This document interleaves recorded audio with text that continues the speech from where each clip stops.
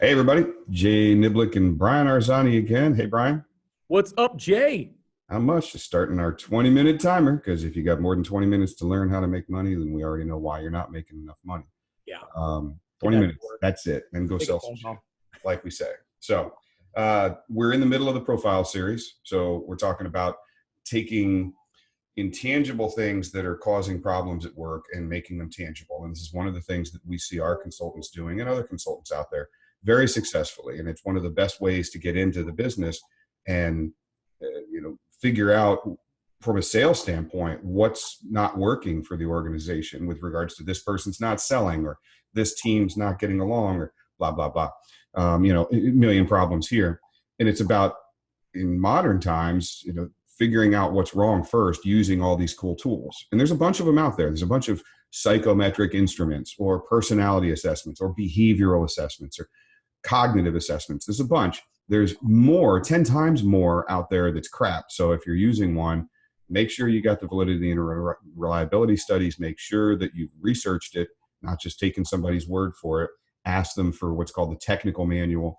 But regardless of what you use, and of course we have our own here and we use ours, but we come into work. And Brian, how many times have you and I and other consultants we know worked in an organization using profiles other than the ones that we recommend or own? Oh my gosh. I mean, it's there. Every organization today. The cool thing is, the great news is everybody's using something. And to your point, Jay, and literally last week we were helping an organization that, or a consultant who was working with an organization where they had an instrument that was really cool, really, really well known, made by the 900-pound gorilla that everybody knows, and lots of books are written about it. But because there's no validation and reliability, it's not able to be used in the employment and succession planning processes that this organization wanted to take it to. So I'll name names. You talking about MBTI or? No, we're talking about the Strengths Finder. No, the Strengths Finder. Yeah, Gallup's. Yeah. Again, ask for the technical manual or the validity and the reliability studies. And this is kind of a sidebar to the main topic today, but it's really important. Hogan, fantastic profile. There's other DISC profiles out there that, from Wiley that are very good. Don't use MBTI in business because it hasn't had the technical validity studies that are used for hiring or other purposes like that. They've got to do the adverse impact, the 4/5 rule, EEOC. You got to do all this stuff. And if they haven't, but there are great ones. I've just mentioned quite a few of them. The big five, all really good profiles that can be used. Here's the benefit to using it. And we're driving it home because this is what we're talking about in the profile series. Becoming profitable means bringing a novel approach and making yourself attractable. We talked about Brian's word for making yourself attractive to the client. You have to show the value up front, make yourself look valuable. And so being able to, as we say, what's the motto? He or she who identifies the cause of the problem gets to fix it. So you can go in on this door and try to throw up and show up and say, hey, I do sales training. And here's my clients see a 38% increase in sales. And I do this. And this is what I do. And I and me. Or you can go in the other door and say, what's not working? Really? Your salespeople are not selling. Do you know why? Okay, let's find out. What's that going to cost? I don't charge anything. I'm like, let me give profiles to a bunch of your salespeople because my suspicion is a hypothetical cause, as we talk about in the diagnostic sales process that we teach, is it may not have some of the natural traits and talents that you need to see in great salespeople. So I don't know, let's find out. And you give them assessments to turn those intangible things that you can't see. You can try to see them, you can interview for them, but the only way you see them is in the results 6 months down the road. And it's a little late at that point. So you go in with the profiles. So we talked about DISC. We talked about our what, why, and how. What natural talents does a person have based on how they think and make decisions? That's what we're talking about today. That's one specific instrument based on the work of a Dr. Hartman. We talked about last week why you're motivated to use those talents. That's based on Dr. Spronger's work, and it's a separate instrument called the Values Index. And the one before that, 2 weeks ago, we talked about DISC Index, our version of DISC, and that's how people go about doing that. So when you can bring all three tools to bear, or any one, you may just use the attribute index we're going to talk about today, or just the values in the DISC, or you put the DISC plus as the DISC and the values together. You can do them all. You'll see in the report here, while Brian's telling us more about it, if you want to go full on into some major coaching role, this can create a 77-page report, or you can create a 22-page short report. So let me share this up, Brian, if you wanted to dive in on the attribute index or just anything else you were going to bring No, up. yeah, I think here's what's cool. I mean, and this is from my own personal journey. You know, I mean, I only operated from the position of what's going to be right for my client. And anybody that goes out like Jay talks about and speaks about you're going to fail to meet and identify and then earn the right to fix and serve. And so as I worked with just DISC, and again, these are three completely separate psychometric tools, never designed really to go together, but for convenience sake, you know, we've put them into one document, one PDF document under one little hyperlink. Back in the old days, I call them old days, you know, literally 10, 15 years ago, we had different links that would take you to different sites and you had to manage all this stuff. And oh man, oh my gosh. I remember those days. The latency between, you know, actually acquiring data to actually doing work with it was so tremendous, and the investment was just ridiculous. We end up not doing right by the client. So the cool thing about this attribute index, when I came into contact with this, when I learned about it, I spent time with DISC, right? We worked on, you know, organizational development, worked on recruitment with DISC. What we found is not all people who had these certain types of patterns were alike, right? Not all high I's or high D's or high S's. They were not all alike. And so then when I learned about the values and said, oh my gosh, the why, right? What's their personal engagement map? Why do they do what they do? What creates release in the job? That was great, but there was still this deficiency. When we got down into the what, I really truly said, oh my gosh, this is magic. And the strong desire I had to go and just understand from the client perspective, each individual, you know, what did this mean to them and how did it operate? It was such a game changer. And it is, if we didn't have this, Jay, I gotta be honest with you, I'd probably be a really, really crappy barista somewhere, or I don't even know. You'd be a kick-ass barista. Come on. you would dominate anything you do. Real quick, let me interject. We go what, why, and how, but in the order of the pages, notice this is where we're combining all three of them together. It starts with the how, DISC, but as Brian was describing it, this is the consciousness level. So the most superficial of these three, in other words, my awareness of them superficially from a subconscious standpoint, not unconscious, that's when you're out cold, subconscious standpoint, below Freudian's conscious line, but still, I can see these. I'm somewhat able to observe my own behavior if I pay attention to it. Hard without a universal language to understand it, but I can see this. And then below that, even deeper down, not even as observable to me, are my motives and my values.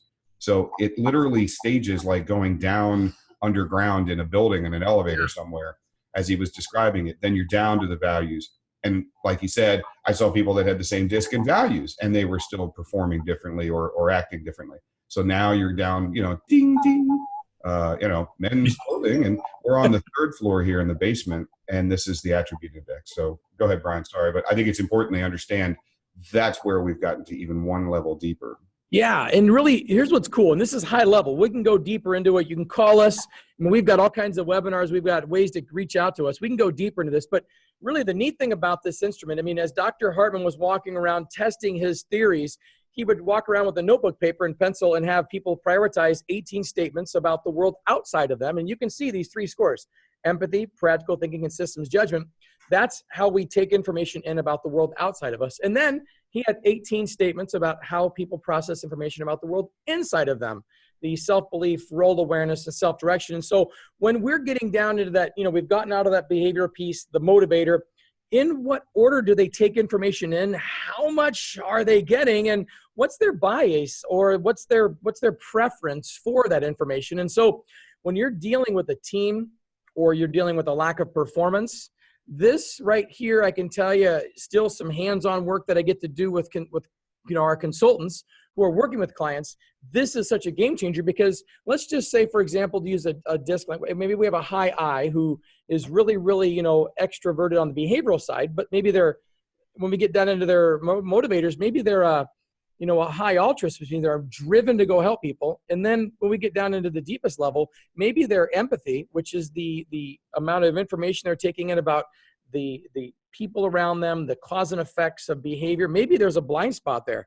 So you ever met that person that's really, really charismatic, wants to help, but is just as awkward as crap and says the wrong things and doesn't understand how they hurt people? Doesn't get it. Just doesn't see it. Well, look, the whole purpose for these calls, and we can train, we do training on this all the time, is Brian's bringing up exactly what we want to talk about, which is what do we see symptomatically in the world around us that we need the profiles for. So DISC is great. The how, if the problem that they're experiencing is with the tasks, they're not detail oriented because their C is way down here. They're not super aggressive and decisive and fast paced, or they don't lead and take charge because they're a low D. They're introverted and we want them to get out and go talk to a bunch of people, and they're a very, very shy, quiet person, or vice versa. They're a 99I, they talk too much. And Brian and I are both high I's. So this 20 minutes, if we didn't have a timer set, in our brains, we would still think we were under 20 minutes, and it would actually be about an hour and 40 minutes later. Yeah, we do workshops and we watch it. See, there I go with the high I, so I'll shut up. This is great if that's where the problem exists. You look at the symptoms, think like a physician. You look at the symptoms. We're trying to identify the cause by putting metrics in place, numbers, quantifying those intangible things, making them tangible. If we saw somebody that was saying, where the engagement is the problem, values is great for that. And look at last week's webinar, we spent the whole time talking about values. I'm not excited to go out and take charge because I'm not a high political, or I don't like doing my own thing, or vice versa. I'm a very high individualistic, and you're telling me to stop doing all my own things and follow the person in front of me and just put my head in the queue and say, hey, shut up. It demotivates. You'll see lack of engagement. But now we get down to this deepest level, and at this deepest level are these internal three, where we finally have an assessment that's not looking at me and the world around me only, the outside parts here in Dr. Hartman's work, but the inside. When we get this deep down, then we're looking with Hartman's axiology, it's called formal axiology, the science, we're able to start looking at what do I see as far as my own self-values. So here we see Brian's example just let us off. I don't get it. They're an externally great person. They got a high I. They have a high altruism. Okay. And these are all completely not correlated. The three of these things measure totally different things. Your blood pressure doesn't have anything to do necessarily with the blood work that you get. They measure separate things. That's huge. Good point. That's a very good point. And a lot of people, it's the first thing people ask. Well, if they've got a high I, they're an outgoing, extroverted person, and they're altruistic, then surely they love people and they're very good. You would say, you think they're very empathetic? Oh, they got to be very empathetic. Empathy is the ability to see the intrinsic dimension, as Hartman put it, and there can be people that have a blind spot to that. Let's say this person has a 4.5. It's completely detached. They're raised in a way where they want to help and benefit people. They are behaviorally fit where they just love talking to people, but they don't get people. Yeah. That's the person that talks at somebody, not with somebody. Well, and here's a great story. We just had a CIC, a consultant went through Royce. I mean, hopefully Royce is watching this, man. This guy is amazing. He deals in mental health, okay? And he is an amazingly talented individual, very high altruist, but his empathy is very low, which means he's able to completely see that as a blind spot. And I said, Royce, explain this to me. He goes, I like people. I genuinely want to help them. I said, I get that. That's your value. And he goes, but I said, let me ask you this. Do you own their problems? Do you take that emotion and the heavy burden of all of those things you deal with mental health issues? And he goes, you know what? I don't. He says, my wife tells me she doesn't know how I can leave work at work and all of those people, those 8, 9, 10 people who are truly struggling. He goes, I really don't feel what they feel. I want to help them. And I'm like, oh my gosh, if we didn't have the attribute, we wouldn't know that blind spot actually in that role is a huge gift. I'm sorry to go. Oh yeah. Well, no, you're making a good point in that out of context, this is not a problem. Nothing is a problem. Nothing's a benefit or a deficit out of context. Right. You have to know where they are. I spent a lot of years working in emergency medicine, in the military, emergency, paramedics. Having a high empathy can be a very bad thing for individuals in that world, because the moment you connect to that guy as your best buddy, then you can't do what you need to do, and you need to get him packed up and shipped out. If you have blind spots in the practical, that can be a bad thing depending on where you are. If you have a director's role, director pattern, which is high empathy, high systems, with something of a blind spot on the practical, that actually works very well as the director role, because the captain of the ship is not supposed to be down in the boiler room doing all the work and pulling on the ropes.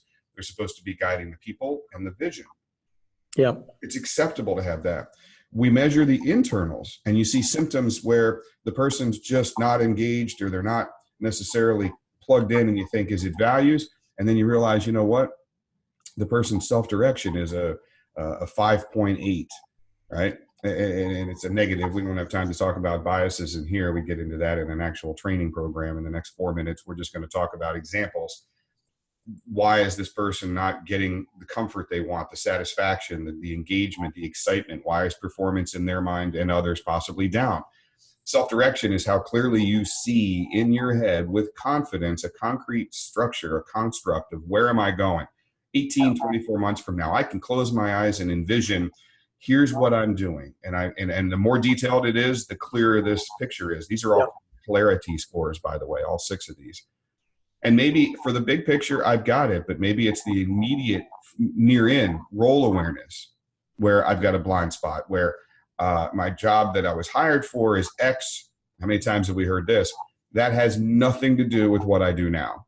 Right. You know, it was okay when I got in, but then this guy quit. And so they gave me those responsibilities as a collateral duty. I got promoted and now I'm doing this, but I'm still in the same job title. And yeah, it's like my job has become something so different as a Frankenstein sort of job role that it doesn't look like anything I thought it was when I first took the job. And the guy literally doesn't understand what it is he's supposed to be doing. Right. You know, or self-esteem and belief. Yeah, go ahead.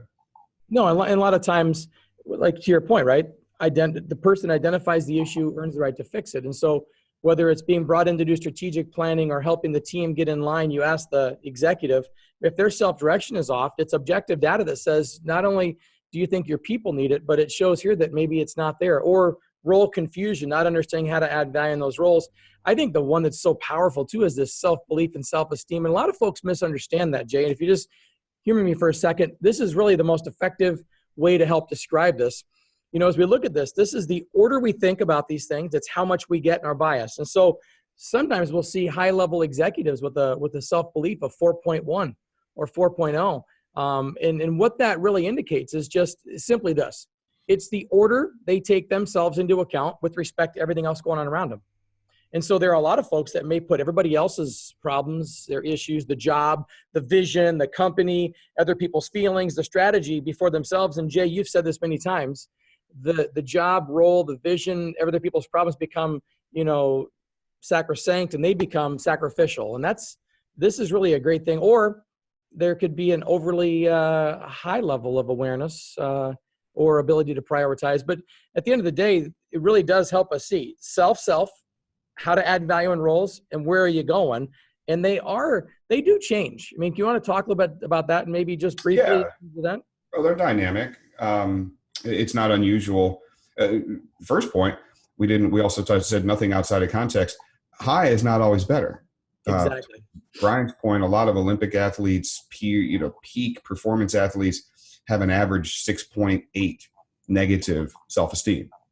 You know, it's not an 8, 9, or a 9 or a 10. And that's a good thing. Sometimes being overly confident in yourself isn't good. Having a little, you know, as far as some Maslowian self-actualization, a 10.0 self-esteem would be great. But I still need you to go out and hit the ball. You know, I remember major leagues when the guy found personal self-actualization, the big hitter. And he was like, I don't need to compete to win. And he would let the pitcher strike him out because it was good for the pitcher. And hey, you know, he was just at peace with everything and he didn't have to compete. And he was perfectly satisfied with himself. At some point he realized, you know, he changed a little bit. So in the world, if you got to go out and compete, if you got to win, then being perfectly happy with yourself and having a huge ego isn't always ideal. A lot of these people we see have a 6.8, 6.5 negative, which means they don't feel great about themselves completely. There's still something they think they can improve. I still don't see that I'm necessarily perfect. I want to get better. I want to strive. You know, they don't always say I'm here, I'm here. So, but you know, get down into the 4 range and it may be so detrimental that you don't believe you can succeed anything, you know. But again, a 9.8 might be like, you know, my what doesn't stink. So why would I bother trying? I don't even ask questions because I know everything. Well, and wrapping this up, I mean, we got about 30 seconds here.